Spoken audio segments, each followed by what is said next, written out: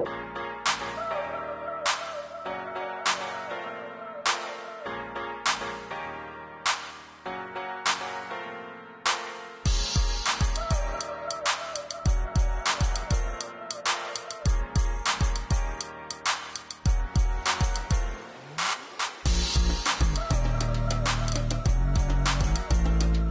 started here. So let's have the panelists come up here and we can get started. If I could have everybody on the edges, maybe just come into the middle a little bit so we can have make this more a bit of a conversation. See everybody?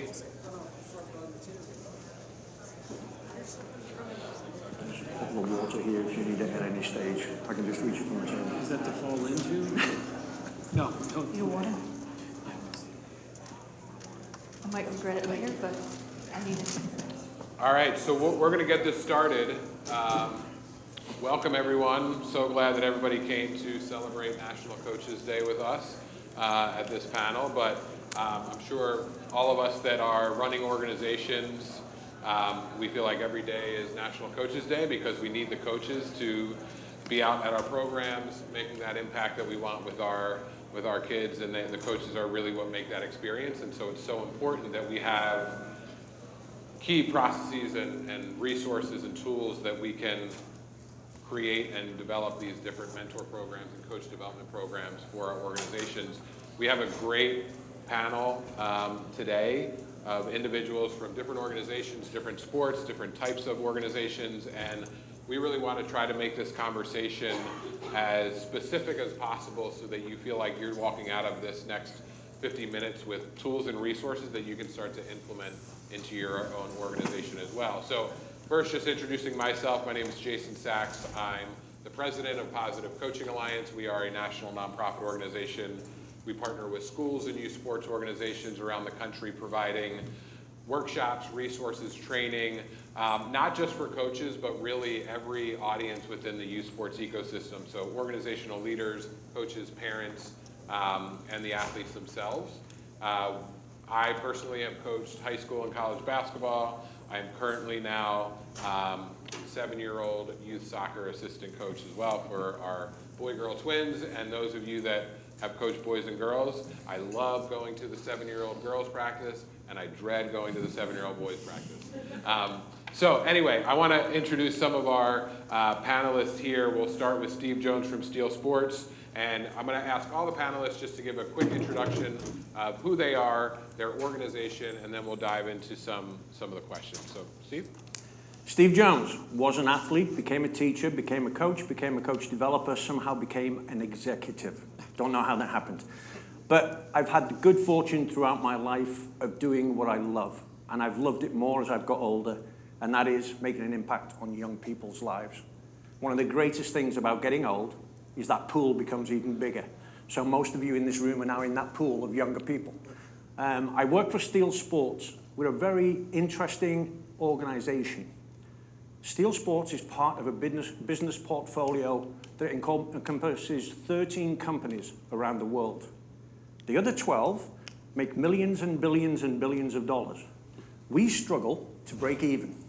However, we are a social impact, pay-for-play company. That sounds like an oxymoron, but we are a social impact company. We are going to inspire youth to reach their potential on and off the field as athletes and people through something called the Steel Sports Coaching System. Very fortunate, we have the backing and the support of a gentleman called Warren Lichtenstein, who is a very successful businessman, and he has given us the time and resources to build this framework, the Steel Sports Coaching System, which my role is to oversee. We've had the good fortune, because of his connections and willingness to support us, to work with people like Dusty Baker, Tommy Lasorda, Nancy Lieberman, Julie Foudy, Gabe Feldman, Jim Thompson, Angela Duckworth, from the fields of expertise in sports, psychology, and education. And so our framework is unique. And it's unique to Steel Sports because we're allowed to emphasize that social impact element while still being fiercely competitive at the highest levels. We want every team to win. But all of our coaches, all of our families, and all of our parents know We will never compromise teamwork, respect, integrity, or commitment, which are our core values, to achieve a victory. And so that's why I can confidently say social impact is what we're about. Sports gives us a great tool, right? You've heard speakers today already. This is how we're going to affect the world. All of us in this room. We're past it. It's the younger generation. And we can teach them so many things through sports. And that's what we're committed to doing at Steel Sports. Great. Thank you, Steve. Dave. Well, good morning. Thanks for being here. The role that I fill at United Soccer Coaches is one of the Director of Education Programming. So over the time of our inception in 1941, we were started by a group of high school and college educators at that time.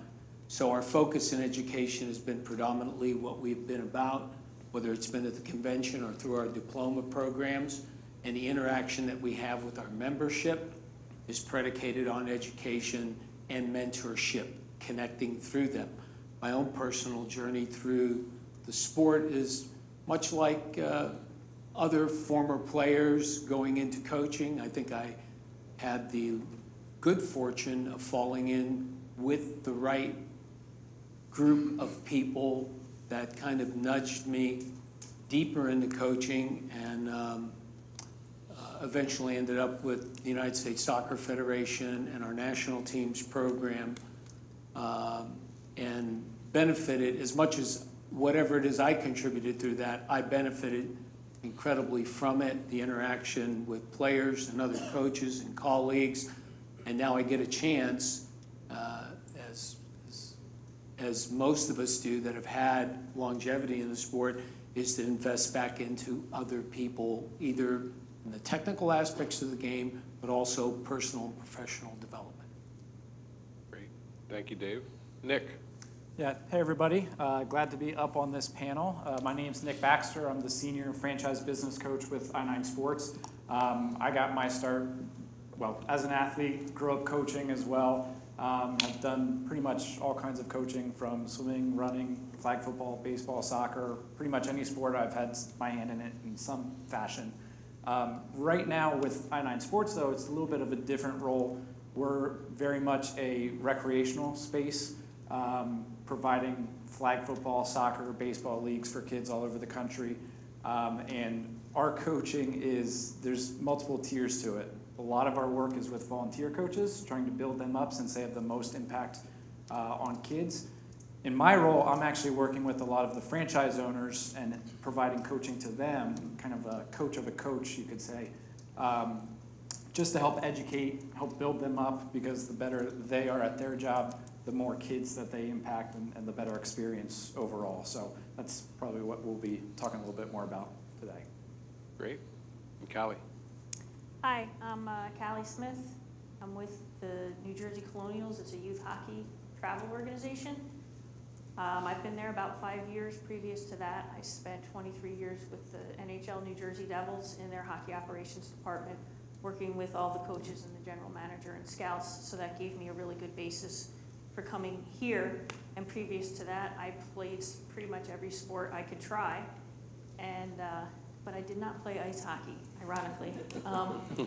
I played Division I sports for a couple of years as a walk-on, and that was actually not the best of experience coaching-wise. And so moving forward, I've always felt it's been very important when you're dealing with youth to try to make sure that you keep in mind that they're human beings, and not to marginalize who they are as people. And as a matter of fact, since I've joined the Colonials, I've asked for, when we do our fundraising taglines, that we label it as making better people one player at a time. Awesome. I love it. Quick show of hands from the folks in the audience. If you are running an organization, if you just have volunteer coaches, raise your hand.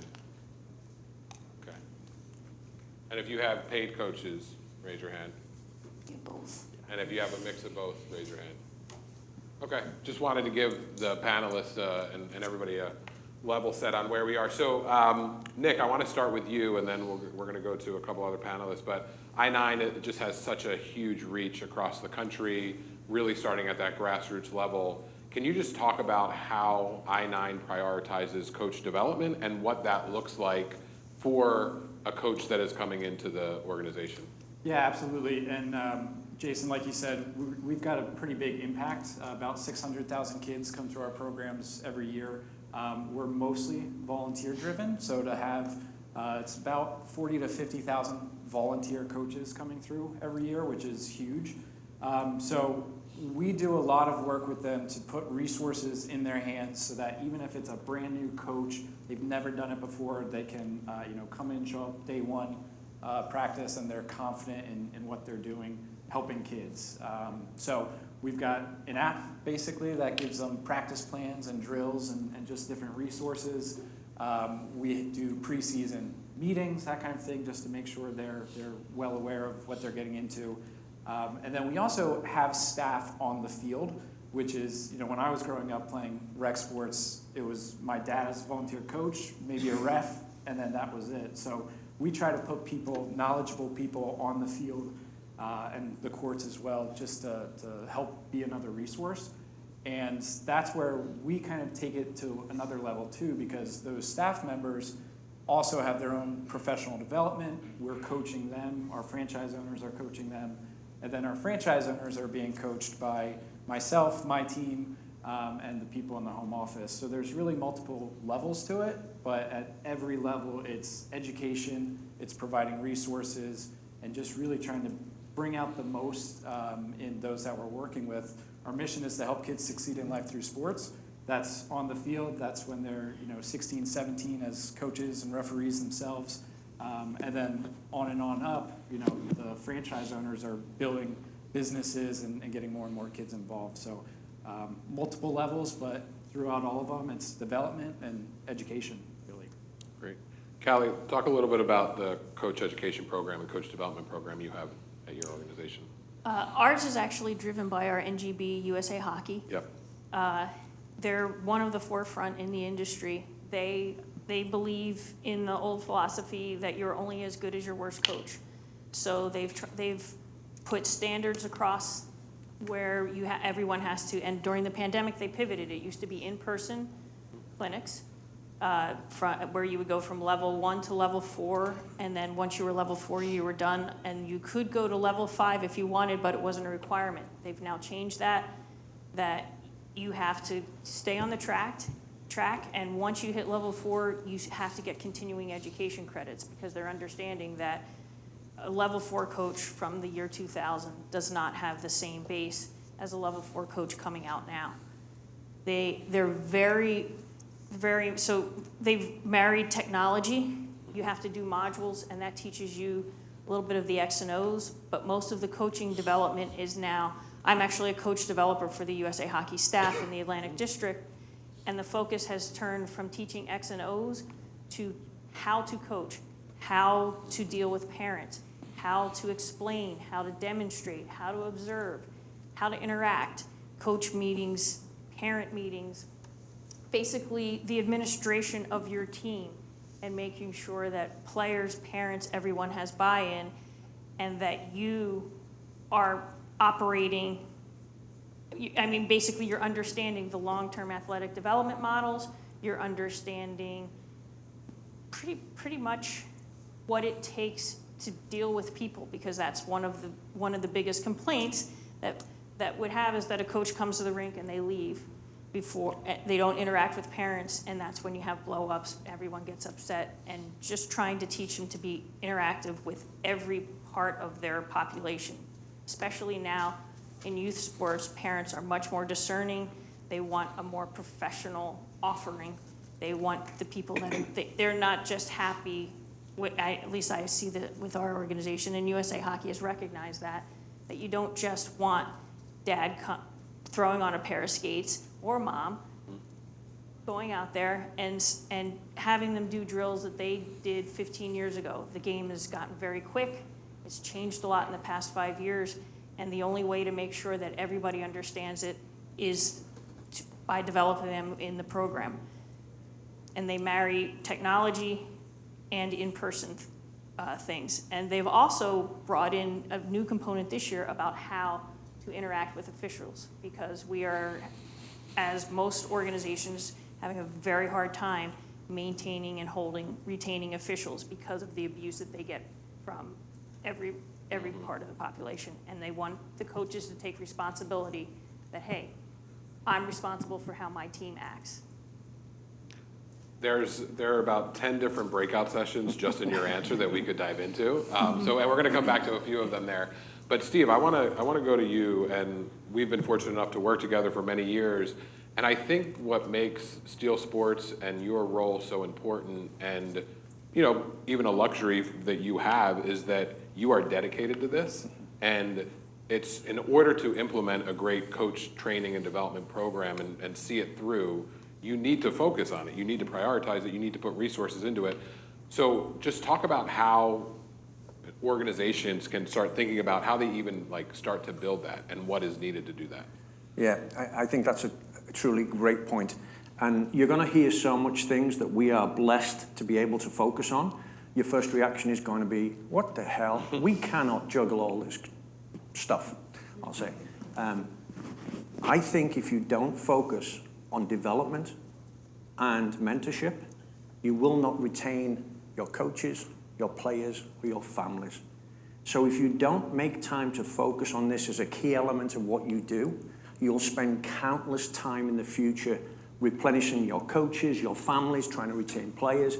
It's just a vicious cycle. So I would say to you all and challenge you all, you're going to hear a lot of great information the next couple of days. Pick out the things that make most impact in your club and say, no, I'm not going to make excuses. Jonesy told me I've got to do one of these things. So pick it and do it. Now I'm going to give you the bare bones of what is a very privileged model. We are able to offer mentorship to our coaches that is extraordinary because we've invested 11 years in building a framework of education. We have our own learning platform. I am going to give every single person in this room a card that you can go to our platform, complete what we call our Foundations of Positive Coaching, and then decide what it is you want to do. But I'll tell you this, you will all fail unless everything you do within your club is aligned. You have to have a mission. You have to have core values. You have to make sure everything you do is in alignment with those. So don't take our coach development system, don't take Dave's, don't take anybody's, but pick the pieces that are relevant to you. What do you want your coaches to do with your athletes? Make that the priority. So for us, I've told you already, our mission, right? So when we assess and train our coaches, we focus on our mission. We will never fire a coach in our organization for winning or losing games. We'll fire a coach that doesn't do the following. Kids first. In everything we do with our training, kids come first. Everything we do before a coach's ego, before a parent's farcical at times aspirations, before the outcome of a game. So that drives everything we do. So when we train our coaches, we focus on making sure they understand the Search Institute's Getting Relationships Right model. How do you build a positive developmental relationship with a child? You express care. Somebody said it just 2 minutes ago. They don't care what you know until they know that you care. You express care. You show support. Right? They're pretty easy. You challenge them. They want to be challenged. Here's the two tough ones. You have to expand their opportunities and experience. And the one that I'm going to challenge you to think about carefully. Share power with your athletes. Give them a say in what goes on. And when you assess your coaches, we build our assessment, development, and mentorship around those principles. So we don't go and do the X's and O's. Our coaching system is generic. Any sport can adapt to what we do. I hate the expression, by the way, that's being used a load today. Soft skills, load of rubbish. They're not soft. Let's take soft out and put sophisticated. They are very sophisticated skills. They're not soft. They're harder than the hard ones people talk about.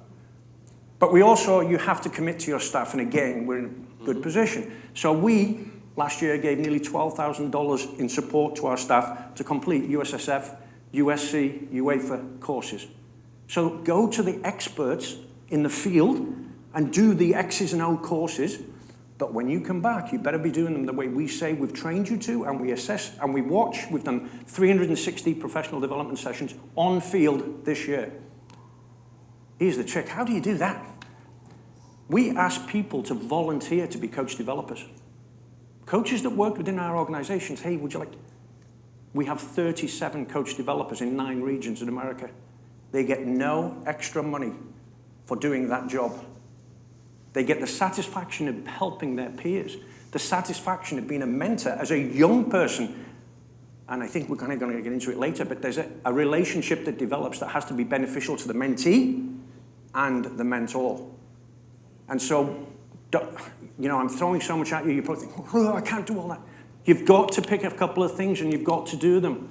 Otherwise, you're stationary and you're stagnant and your group's not moving forward. And I'm telling you what, coaches react really well when you invest in them with a mentorship program, and we're going to support your learning. So again, before you all leave, you're going to get a card from me. You're going to take our course. Well, you're not going to take it. You're going to look at it, and you're going to get back to me and say, Jones, it was pretty good, but you need to make this better.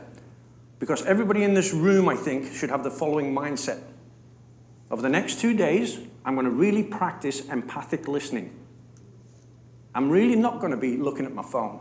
I'm really not going to be talking to somebody else. I'm really going to practice empathic listening when somebody's speaking. Look it up. It's different to active. And then secondly, when you leave here, you're going to demonstrate a growth mindset in your organization that will become infectious. I'm telling you it will. So does it require effort? Yeah, but less effort than trying to chase your tail when you haven't done it in the first place. I don't know if I answered your question. I tend to speak a lot, so I apologize. I'm around for the next 2 days. Grab me. Sorry, Dave. I went off on a tangent. I think we're good. No. Okay. Well, no, you brought up a lot as well, and I think that investment in, like, all of us here are because we want the end goal is for the kids to have a positive experience through sports, but if we don't invest in the coaches that are spending that time, then we're going to struggle. And Dave, you know, you have coached at the highest level and have the most coaching experience on the stage right now and probably in the room. And so I want you to talk a little bit about, and Steve brought it up, it's that, and Callie talked about it, like, you know, we have the skills and drills of the sport, right? We need to teach the sport, but there is so much more to coaching than that. So how do we balance that? And if we only have a certain amount of time that we can invest in coach training or that our coaches can actually take on, how do we try to balance those two things? Early in your careers as coaches, we think about how do we get the players to do this? How do we organize the team? How do we get them to play faster? How do we get them to make better decisions? And eventually you come to a place where how do you manage the environment? How do you manage your relationship with the players?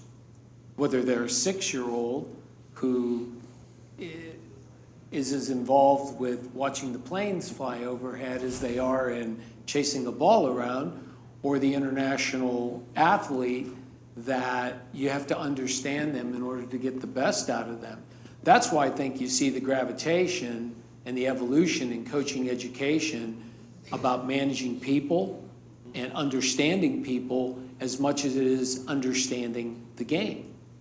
So we've put a lot of time into evolving those particular pieces. I mean, we've done the things in growth and development, like launching our new online learning site, The Training Ground, which encompasses all of our education programs, webinars, podcasts, all of that.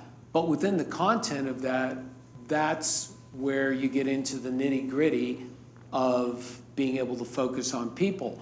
In our in-person, whether it's blended or 2-weekend or residential, one of the things I think that we do is one of the values, the instructional staff that we have, they connect with people. We go out of our way with coaches who are going to go back and influence a big, broad swath of players. We connect with those coaches. It's not about the 5 days we spend together in a residential. That's the introduction, or the 2-weekend, or the blended format.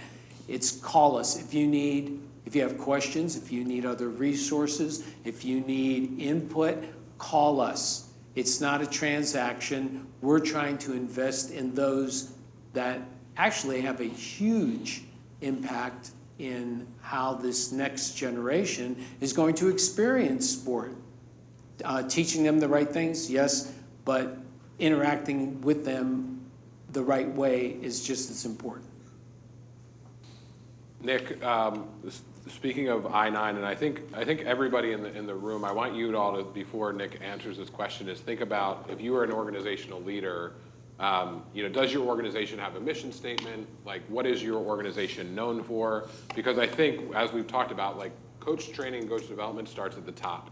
And so if the leadership of your organization isn't bought into this is going to be a priority, or, hey, if this is what we want to be, like, I have no issue with being a pay-to-play competitive organization, as long as everybody's on the same page of what that is. Mm-hmm. But if I'm a parent and I think I'm getting an equal time and I sign up for the wrong thing, then so how, I think I want all of you to think about what message are you putting out to the community of what type of organization you are? And then that ties back to the training that you might need. So Nick, when you think about I-9, how does that all come together? Because it is many times one of the first opportunities for a child to play sports. So what are you focusing on? Yeah, absolutely. Does everybody have their answer? Yeah, we are the first experience for a lot of kids. We start programs as young as 3. So it's a lot of it is really trying to recognize what's age appropriate. I'm sure many of you have at least seen or had your own kids in 3-year-old soccer. It's not soccer. It's beehive chasing cats around. So helping coaches understand what is needed at that level is very different than helping middle school, high school kids prepare for tryouts and more of those elite travel clubs. So really trying to communicate those things from the start, from our website, from the email communications that we send, and then face-to-face communication that we have. And I'll be honest, we could do even better. That's something that we're actually talking about internally of how we can change our website, how we can better communicate, because our own learning is changing. I just took a recent course to plug another professional development piece. I just took a Disney Institute course that was just absolutely fantastic. And it talked about the importance of core principles and sharing your values and really just letting those dictate the decisions that you make and how you go about communicating those things. So that's really what we're trying to do. And it's hard, because you've got very different avenues from those 3-year-olds all the way up to 8, 9, 10-year-olds that are just kind of getting more into it. And then, of course, your more competitive 14, 15, 16-year-old programs. So mentioned it before, multi-layered approach, and that's really what it is for all of our volunteers and our staff members as well. Yeah. Steve? Yeah, and I think it's important. So we've established you have to have a mission, a core values, but culture, right? And there's no wrong culture, right? You can have something that's going to distinctly recognize your organization. It could be the pursuit of winning every game so that the people walking through the door know what they're getting. But what is your culture? Within your group, what does culture mean? So again, we've been able to spend time. I met with every employee, every coach, every administrative level in the first quarter of this year, and we talked about establishing culture, cultural characteristics. What are the pillars that we're going to say everybody within this organization demonstrates? And we came up with 6. And I'm not going to go through them all because they're unique to us, but one that resonates with what we're talking about today. 100%, everybody wanted to include growth mindset. Everybody that I spoke to wanted that to be included. And then you say, okay, so that's what we're going to do. How do we do that? Well, you attend courses, you complete a certain number of CEUs a year, you do whatever it is. But I think what happens when you clearly define your culture internally, it then becomes obvious externally to those that you play against, play with, your families. And I think that's really important. I'm sure you've all got an idea of what culture should be, but does everybody in your organization know what it is? Do you have characteristics defined? Do you have guiding principles?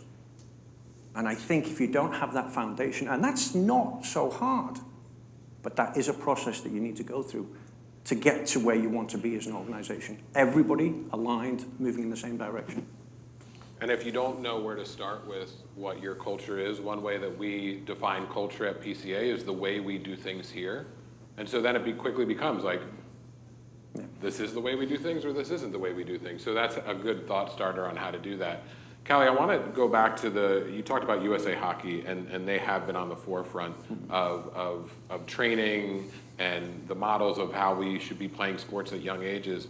But I also want you to think about how you balance those things of, the USA Hockey training, but then things specific that you want in your organization. And obviously there's a lot of alignment, but how do you work in things specific to your own organization with the support from a governing body that is putting out, like a United Soccer Coaches or whomever, that is putting out a lot of great training, but then there are some things you want to boil down directly to your own program? Yeah, with our organization, we have AAA, which is the highest level. It's the elite level of hockey. And we go down to learn to play. So again, you have to manage the expectations of the tier 1, the tier 2, and the introduction families. And one of the ways that we use the USA Hockey is obviously everybody has to be USA Hockey certified to be able to work for us. So that that takes a lot of load off of us as far as certain principles, how the NGB wants things done. With us, our organization, we're starting to recognize that coaches don't just poof come out of anywhere.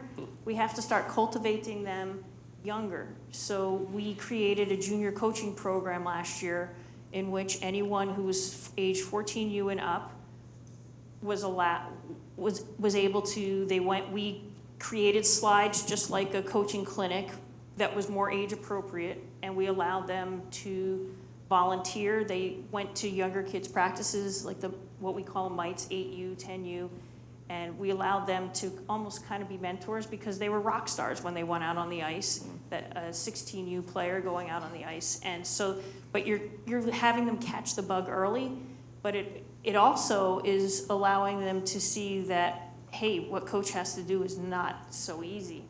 And so you're also kind of establishing a more collaborative culture, stepping in other people's shoes. And another thing that our organization has talked about, we haven't implemented it, there's still a lot of dialogue that needs to go back and forth, is the potential of, we have a very expensive sport, it's very cost prohibitive, and we would like to have it open to, if a player wants to play for us, and they have the skill level to play for us, but they can't afford it, we want to be able to offer scholarships. But what does that scholarship mean? We're considering that if you get scholarship with us, you automatically are in the coach mentoring program, and you are expected to volunteer a few hours every month in accordance with your hockey schedule and your education is huge, so you don't want to interfere with that, but put a couple hours out if you go to the Learn to Play and work with some kids. So those are some of the things that we're trying to establish. Awesome. We're going to go to a Q&A from the audience in a couple minutes here, so if you have questions, we're going to come to you. But I want to shift topics a little bit, and Dave, I'm going to start with you just around, we've talked about the importance of investing in coaching and training coaches, but that doesn't mean you just go to a training or two, right? It's throughout the entire year. It's we talk about mentorship programs, sometimes thinking about coaches and kids or adults and young, but it's also really important, more experienced coaches, younger coaches. So talk about, in your career, how that coach mentorship type of program has worked and what ideas you could provide to other organizations. I think there's a big transition to lifetime learning. Rather than, I'll use the example of a driver's license. Everybody gets a driver's license. Doesn't mean that when you get a driver's license at 16, you're the greatest driver you're ever going to be. In fact, some of us cannot be the greatest driver we're ever going to be at 30, but that's another story. So making education something that is investment oriented, that being the best that you can be, being the most well-educated, the most well-experienced, it's not really a destination, it's kind of a journey. And so getting people to believe that and instilling that in people, I think, is the key to, over the duration, whether they are a parent coach that starts out with their 7-year-old because the team needed a coach, or they weren't going to play, or someone that gravitates from sport as an athlete and then gravitates into coaching at some level, whether it's club, high school, college. That learning is a part of this model rather than I know everything there is to know, I am everything I can be. Well, I'm not sure where that road goes, whether you're 29 or 59. So I think instilling that. Sometimes it's trends that become current, whether it's in the youth game, the high school game, the pro game, dissecting it, creating educational information around it, and experiences to go with it. So it's an ongoing process, it seems to me. We're going to get to Q&A. I'm going to do a quick question for each of you, really quick on this one question, if you can give a quick answer. This isn't easy to do this. So what's the biggest challenge that you faced in trying to implement some sort of coach development program? From our point of view, it's the scale of what we have, right? So we want to continually educate our coaches, but we want them to engage in the experience. So we have coach reflections. We ask all our coaches to 6 times throughout the course of the year complete a form that they accept on their telephone, or their phone, sorry, showing my age, and then they can complete it within 6 or 7 minutes. But we ask them to do that. We feel that that kind of learning is the only effective way.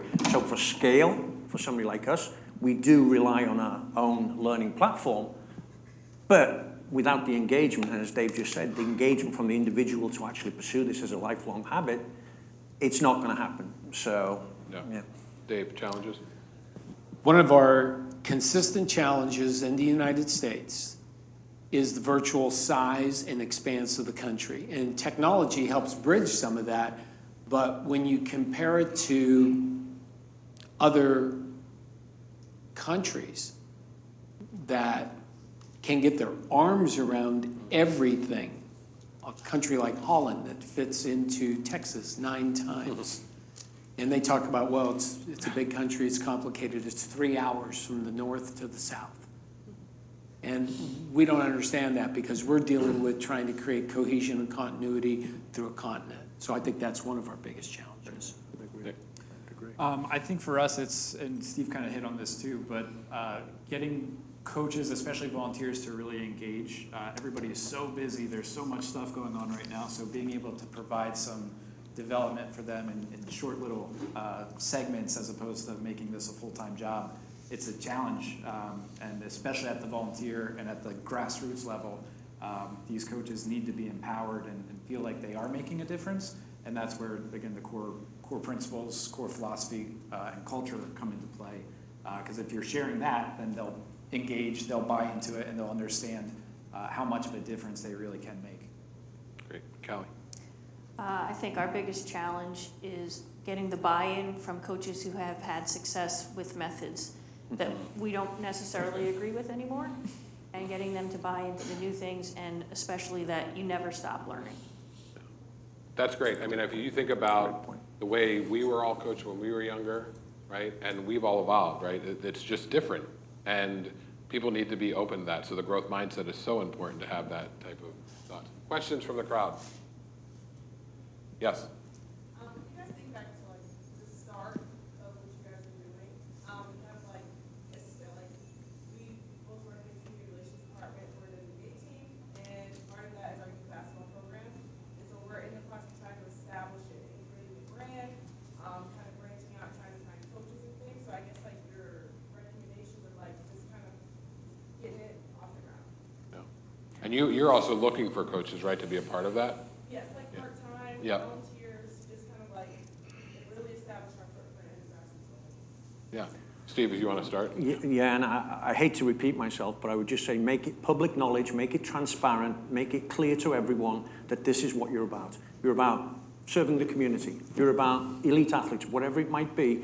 If you're consistent and true with that message, people will join you and stay with you because they're getting what they've been told they're going to get. There's no easy answer, right? You're getting something off the ground from zero, which we did 35 years ago with the soccer company. But word of mouth was mentioned earlier today. It's the most powerful tool. if you live by what you say you will live by and do, you will be successful. Nick? Yeah, I'll add in too, celebrate the successes and really recognize the people that are doing it well. Word of mouth, that's part of it. And you know, the more that we can celebrate it, recognize those coaches, they come back, they provide an example for others, and they get more people involved. So just celebration and recognition. I'd say reach out to the youth organizations that are succeeding in your area and ask them for help. And I also think it's important, sometimes people are scared to coach, right? Like they don't know.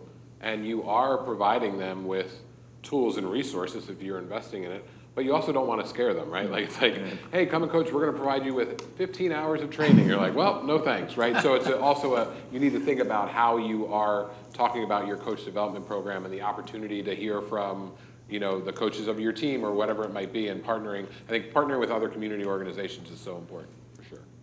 Other questions? Yes? Steve, you mentioned surveying. Was it surveying your coaches 6 times a year, or were you also providing some information with that and teaching through it? Yep. Maybe you want to hear a little bit more about that and how that works with your actually using coaching outcomes. Yep, so, and I'm willing to share this with anybody. They can look at our platform and our forms and what we use. What I was referring to was what we call a coach reflection form. So that will be based on them assessing how they felt the session went and what the players got out of it and what they could do better. But self-reflection, not me going out and watching you and telling you, hey, this was good, this was bad. What we do is we track those coach reflections, and at the end of a year, there'll be a meeting and there'll be discussions, and they'll be part of key areas for development in the future that you've identified for yourself. So when we have a mentorship program, and we've been doing this and struggling for a couple of years to what is the best way to do it, we found out the best way is to have the mentee involved in selecting who the mentor might be. We found that having an agreement in place about what will take place in terms of cadence of meetings and expectations of both, and having them sign that agreement so that the mentor and mentee both get something out of it. Now, we have a learning platform, so we are able to digitally store all of the coach reflections, professional development pieces. So again, we are lucky, but I think the key to the process is making sure that you make it a priority and make it known within the organization that it is a priority. Did I answer your question? Are you sure? Okay. Checking for understanding. Doug Lemoff, good friend of yours. That's right. Same questions every time? Like, are they reflecting on the same thing, or are you adjusting? The form, no, the form stays the same, so they reflect on the same things, and we want that to be consistent so they can measure, if you like, their own improvement without having involvement from a senior person. Great. Yes? My question's for Callie, actually. So I work for Ice Hockey in Harlem.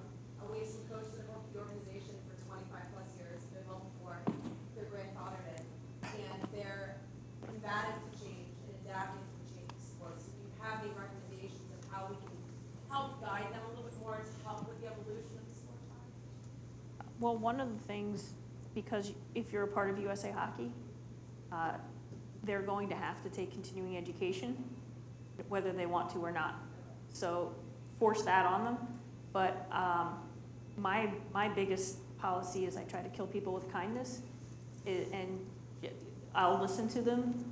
I'll hear what they have to say, and I will try to have a logical or just reach out to them. Hey, you used to do things like this. Did you see how in the NHL this coach is doing this, or just someone that you know that has succeeded doing it differently from them? Try to use examples. It's a very difficult thing to navigate, but you have to stay consistent and you have to stay strong on what your values are. As he said, you can't back away from that. And you can't let them walk all over everybody else and do it their way. Sometimes you have to make that hard decision that thank you, but no thank you anymore. If I may just add one other thing as well. With some of our coaches, we've had the same kind of kickback. And what we've said to these coaches is old style coaching still works. Setting boundaries, challenging players, it still works. What is different is the person you're trying to coach, because they have access to so much information now they didn't previously. So you can't expect the kid to jump as high as you want without you explaining why you want them to jump high. So old style coaches can be converted, but we've had attrition and we've had to let some people go But when you present, you're not trying to change the skills they've developed for 20 years, but change the delivery method because of the consumer. It sometimes takes on a slightly different message. But some of the hockey stuff, I mean, some of the Canadian hockey stuff, I don't know if you guys have seen it, right? When the dad's trying to put on the green and the kid appears out of the woods and starts screaming, your feet's too far apart, hold the putter straight. And it's great, you know, just having people reflect on this, and that was for parents, but you can do the same with coaches. There's a great series from England about old style coach sitting on a bench. You've probably seen it, right? And it's just a sudden realization. So don't tell them their skills aren't useful. Tell them they need to be transferred and applied differently because of the consumer in front of them, which is the child. I think there's two other things to add to that. One is just as the strategy on the court or the ice or the field in sports has changed over 20 years, Massively, yeah. right? And coaches have adapted to that, right? Like in football, they're not running the same offense that they were running 50 years ago. They've changed. And when we think of a holistic coach, that also means the sophisticated part of coaching, right? Where we need to change that as well. And I think you can use those coaches, find the good in what they're doing, and then hold that up and say, hey, can you help? Like, you do this great. And that starts buying them into this whole coach development program. They're like, oh yeah, I am a leader in this organization. It's like, okay, we also need you to buy into this part of it too. So, other questions, yeah. Hi, sorry. I'm Jamie, I work for Kings County Tennis League. We're a community tennis organization in Brooklyn. This year, it's like a junior coaching situation. We've started a jobs program for the kids who have been in our program for like 5-10 years to be assistant coaches at our 6 sites. It was really hard to get them engaged and like get them to kind of buy into the professional development aspects and like, you know, thinking like a coach at points throughout the summer. So any like advice on like developing players into coaches or giving them coaching skills? I'll jump in. I mean, one thing that we do, like, I think it's connecting with them and showing them how it benefits them in the end too. I mean, you know, them coaching will help them become a better player. So almost finding, you know, what's going to motivate them, and then tying it back to that, I think is really important. And it ties back to the question that we just had too. I think for all of this, the key framework and foundation with it is having a relationship with those players, with those coaches. If you're trying to influence someone that you have no relationship over, it's not going to work. So you really have to start at the ground level, connect with them, and then you can show them, you know, really what the benefits are for them and for the end user too. I think you can take baby steps to get there too. It doesn't have to be you're a player and now you're all of a sudden a coach. Like within practice, empower them to lead part of the practice or make decisions or something like that. Maybe. You also can, sorry. Go right ahead, Kelly, go ahead. You also can, everybody learns differently and adapt to, the younger generation is learning differently. They're more interactive, more technology, that use that to your advantage. We've recently taken our grassroots courses like that were organized in 4-a-side through 11-a-side. And our director of coaching education, Vince Gansberg, reformatted those so that they are foundations in coaching. So now some of the specific targeting is a high school kid who you want to get involved. You understand the longer you're in this, say, if this 17-year-old can get involved in this, their professional development or their personal development is going to benefit from it as much as they are going to give. So structuring the program so that it's attractive to that segment of young coaches. And there's no like perfect science about it. You know, it's trial and error, fidgeting with programming or its delivery, and being nimble about it. All right. Last question. Yes. It's a little bit the opposite of the previous question. So we work with mainly young coaches from our community. They're very enthusiastic, very receptive to new ideas, not always very reliable, and understanding professionalism and showing up, communicating, and that kind of stuff. Do you have any advice on how to navigate that?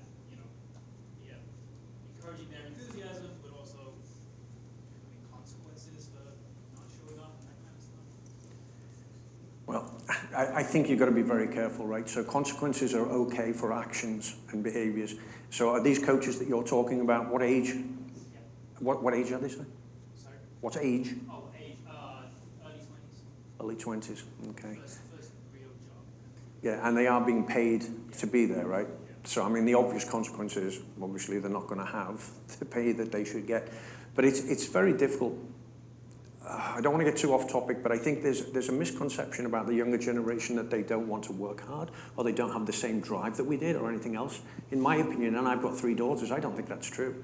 I think they just want some meaning to what they're doing. So my presentation to a coach who doesn't turn up is those kids, those ones that you actually have developed a relationship with, and you've let them down.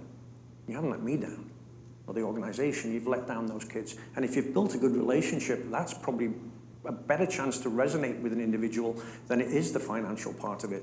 It's not a perfect answer, but I definitely think you want to work on that connection and responsibility and commitment they've made to the team, rather than you saying, oh, you left me and I had to find a coach and our organization looks bad. No, it's your relationship with those children that gets damaged. I think what's really important is, Sorry. really important is setting expectations and using things like coach job descriptions. Like I mentioned, I've coached high school, college, and youth, and I've never been handed a coach job description of what that organization is expecting of me. So I think about that. Like, have you gone through that? Have they signed it? Have they committed? And you are now on the same page. And then when you're doing those evaluations, there's something to hold them accountable to as well. So just some little things like that.